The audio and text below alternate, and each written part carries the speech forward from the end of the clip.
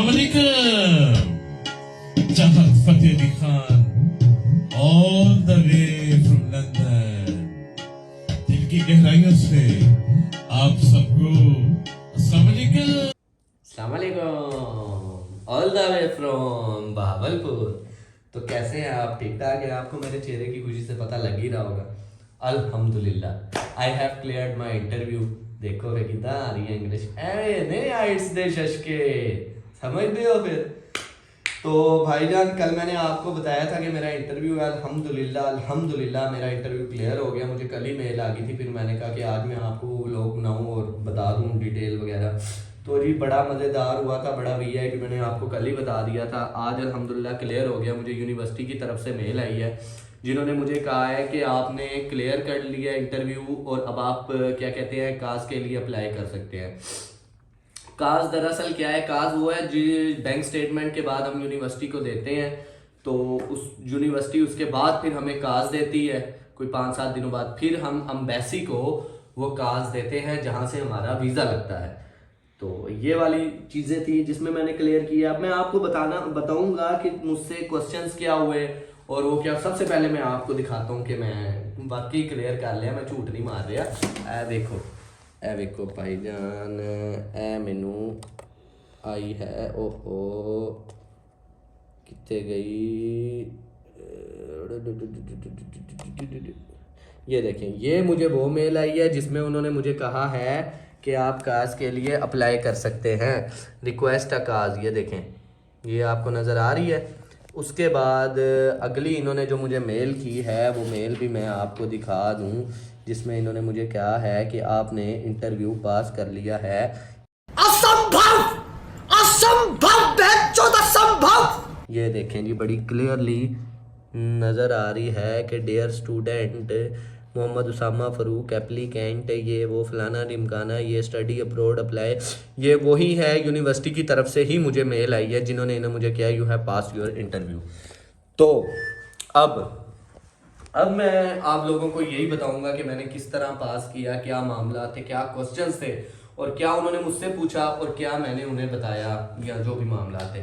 तो सबसे कॉमन और सबसे पहला क्वेश्चन जो उन्होंने मुझे किया था कि वाई यूके, के मतलब अदर कंट्रीज भी थी। जिस तरह मैंने आपको बताया कि मैं ऑस्ट्रेलिया और कनाडा को लेके बैठा हुआ था जेन में, लेकिन मैंने जब वीज़ा रेशो देखा तो मुझे लगा कि नहीं, यूके और बहुत सारी फैसिलिटीज़ थी यूके में। पाउंड अच्छा है, ये वो रेट वगैरह अच्छा मिल रहा है, तो पैसों के मामले में भी ठीक है। तो वहाँ पे हेल्प भी हो जाएगी मेरी स्टडी पे। तो आगे इन फ्यूचर अगर बंदा कोई प्लान करना चाहे तो वो भी हो सकता है। लेकिन तो ये बड़ा कॉमन सा क्वेश्चन था जिसका मैंने उन्हें क्या जवाब दिया। मेरे पास कुछ रीजंस थी जिसमें मैंने एक क्लाइमेटिक कंडीशन उन्हें बताई कि यार वहाँ की क्लाइमेटिक कंडीशन जो है बहुत ज़्यादा कोल्ड है कनाडा की एज़ कम्पेयर टू यूके। तो हमारे यहाँ पाकिस्तान में ठंड होती है, नहीं झूठ बोल रहा है, उससे थोड़ी सी ज़्यादा यूके में होती होगी, या जो भी उन्हें एक सेटिस्फैक्ट्री क्वेश्चन का आंसर देना था।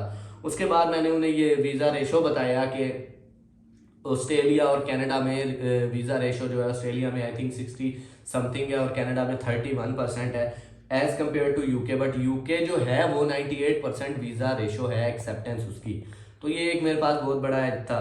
उसके बाद उनको मैंने एक और कंडीशन बताई कि भाईजान के अगर आप एज यू नो कि आप बात करते हैं कि मैंने हायर एजुकेशन की बात करते हैं, तो United kingdom is one of the most popular destination.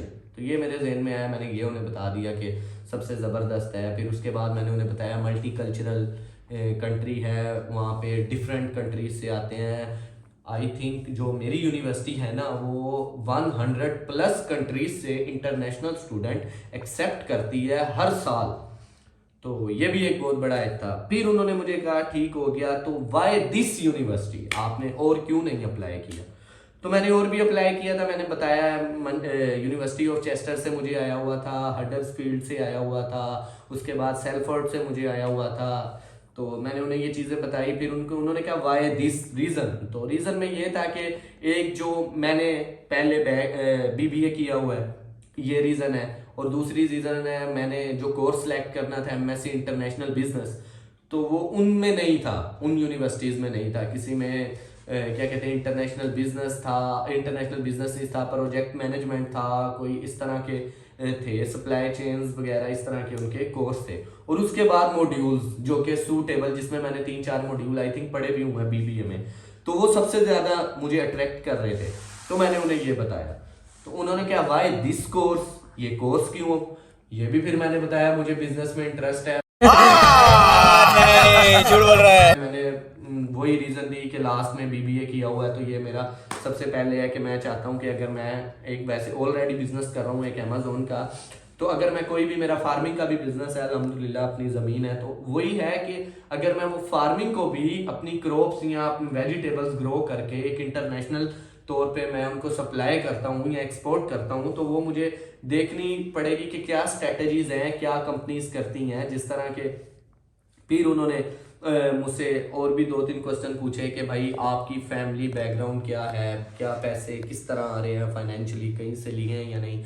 वो उन्हें बताया कि नहीं अल्हम्दुलिल्लाह ठीक है, मैं अपना कर लूँगा। फिर उन्होंने मुझसे यूनिवर्सिटी की लोकेशन पूछी, फिर उन्होंने अकोमोडेशन पूछी। अकोमोडेशन जो मेरी थी बर्मिंघम में, उसमें थी एक वेबसाइट, अब वो मेरे जहन में नहीं है वेबसाइट, अभी मेरे जहन से निकली, अंबर वेबसाइट, जिसमें अकोमोडेशन आप बुक कर सकते हैं। तो मैंने उसमें 2 अकोमोडेशन देखी हुई थी ऑलरेडी, एक 1.6 माइल अवे थी यूनिवर्सिटी से, एक 0.9 माइल्स थी। तो उन्होंने कहा कि आप आने जाने का क्या करोगे, तो मैंने कहा हो सकता है वहां मैं गाड़ी परचेज कर लूँ। Wow, beautiful. ये एक सेटिस्फैक्ट्री क्वेश्चन था उनके लिए, जिसका सेटिस्फैक्ट्री आंसर था जो मैंने उन्हें दिया। तो इसी तरह ये क्वेश्चंस हुए मेरे से, और ज़्यादा डीपली नहीं गए क्योंकि उन्हें पता था मैंने आइट्स किया हुआ है। हाँ, जो स्टूडेंट आइट्स जिन्होंने किया हो उनसे थोड़ा सा यूं प्यार मोहब्बत वाला उनका रिवाज चलता है, लेकिन अगर कोई पीटी वाला या वो हो तो मैं रिकमेंड करूंगा कि आपकी तैयारी बहुत अच्छी होनी चाहिए, आप कहीं से फंसे ना। क्योंकि मुझे उन्होंने हर जगह, मैं अब मेरे आंसर से वो क्वेश्चंस निकाल रहे थे। उन्होंने मुझे एक क्वेश्चंस दिया हुआ था जो कि मैं डिस्प्ले करूंगा आपको कि उन्होंने मुझे क्या क्वेश्चंस दिए हुए थे। वो क्वेश्चंस के तो मैंने आंसर दिए, उनके साथ जो मैं आंसर्स दे रहा था वो आंसर्स में से एक क्वेश्चन निकाल के मुझे बता देते थे कि वाई दिस, आपने ये बात क्यों की, किस तरह की। जैसे कि अब मैंने उन्हें कहा कि यार मेरे फादर का बिजनेस है तो मैं जॉब करता हूँ। उन्होंने कहा जब आपके फादर का बिजनेस है तो आप जॉब कर रहे हैं, तो आप किस तरह कह रहे हैं कि आप बिजनेस को बढ़ाएंगे। तो मैंने उन्हें बताया कि यार मेरे 8 घंटे की ड्यूटी होती है, उसके बाद मैं फादर के साथ बिजनेस ही देखता हूँ, और रात को आ जाते हैं, सारी चीजें मैं देखता हूँ। तो ये चीजें थी, एक उन्हें सेटिस्फैक्ट्री आंसर दिया कि यार नहीं, उसके बाद मैं ये चीज़ें देखता हूँ, मुझे हाउ नाउ है, मैंने चीज़ें देखी हुई है, मुझे इन चीज़ों की डिटेल में आइडिया है। तो ये हुआ, तो इतना मुश्किल नहीं है, फिर कहूँगा, लेकिन तैयारी आपकी होनी चाहिए, क्योंकि वो आपको बहुत ट्राई करते हैं कि कहीं ना कहीं से हम स्टूडेंट्स को जो है वो पजल करें और ये परेशान हो। या एक तो हम इस तरह, जिस तरह मेरी लैंग्वेज है, मैं आपसे फ्लो में उर्दू में बात कर रहा हूँ, तो ए माड़ी गल आ, क्योंकि वो इंग्लिश च पुछते आ भाएं उत्थे बंदा उवें ही फस जाता। ਅਸੀਂ शुरू तो उर्दू पंजाबी है, ਇੱਥੇ ਜ਼ੇਨ 'ਚ ਪਹਿਲੇ ਫਿਕਰਾ ਬਣਾਉਣਾ ਪੈਂਦਾ ਭਾਵੇਂ ਮੈਂ ਇਹਨੂੰ ਕੀ ਦੱਸਣਾ, ਮੈਂ ਇਹਨੂੰ ਐ ਦੱਸਣਾ। अरे कहना क्या चाहते हो? तो कुछ दोस्त हैं जिन्होंने ये दिया है लेकिन फेल हो गए हैं। उसकी रीज़न यही थी कि उन्होंने इंग्लिश याद की हुई थी कि ये रट्टा मारा हुआ था। बस रट्टे मारने वाली चीज़ नहीं है, बस आपने कुछ चीज़ें जेहन में रखनी है, उनकी इंग्लिश जेहन में रखनी है, कुछ वर्ड्स हैं, कुछ सिमिलर वर्ड्स यूज़ कर लें कि यार उसकी जगह मैं ये बोल दूँ कि निकल दूँ। 2-2, 3-3 लाइनों के उन्हें मैंने लाइन्स के आंसर दिए हैं। लाइनों के मेरे मुंह से निकल गया, ओके। मैंने उन्हें लाइंस के आंसर दिए हैं, जिसमें से एक मैंने जो पहले यही कहा था कि टू दी पॉइंट आंसर देने हैं। तो मैंने पहले क्वेश्चंस का टू दी पॉइंट उन्हें 2 लाइंस का दिया, उसके बाद उसने मुझे कहा एनी अदर रीजन, तो वहां मैं थोड़ा सा पजल हुआ। फिर मैंने लेकिन कंटिन्यू किया, ले गया उसको वाई यूके में, फिर मैं उसको ले गया। लेकिन यही चीज़ें हैं कि आपने ना बहुत ज़्यादा बोलना है, ना थोड़ा कम बोलना है, मतलब कि चल रहा है ठीक है, आपने वहाँ पे पजल नहीं होना, ये नहीं होना, तो उसके बाद अल्हम्दुलिल्लाह हो जाएगा। तो ये चीज़ें अब इंशाल्लाह ताला, मैं क्या कहते हैं, बैंक स्टेटमेंट के लिए जाना है, तो बैंक स्टेटमेंट के लिए जाके मैं आपको वो भी दिखाऊंगा, बाकी आगे का प्रोसीजर क्या है, और यूके में अप्लाई करने का, मतलब कि वीज़ा अप्लाई करने का। बाकी मेरा यूनिवर्सिटी का तो अल्हम्दुलिल्लाह हो गया सब क्लियर। अब मैंने कास के लिए अप्लाई करना है, कास के लिए अप्लाई करने के बाद वीज़े के लिए अप्लाई करना है, फिर इंशाल्लाह टिकट लेनी है और फिर यूके में मुलाकात होगी आपसे। तो यही चीज़ें हैं, मैं ये जो छोटे छोटे प्रोसीजर है, शॉपिंग करनी है, क्या चीज़ लेनी है क्या नहीं लेनी, ये मैं आपको साथ साथ बताता रहूँगा। तो तब तक के लिए आप लोग अपना ख्याल रखें, इंशाल्लाह मिलेंगे नई इन्फॉर्मेशन के साथ। Peace on. मजा आया, और मैं ये जो मजा है हिंदुस्तान के हर व्यक्ति को देना चाहता हूं।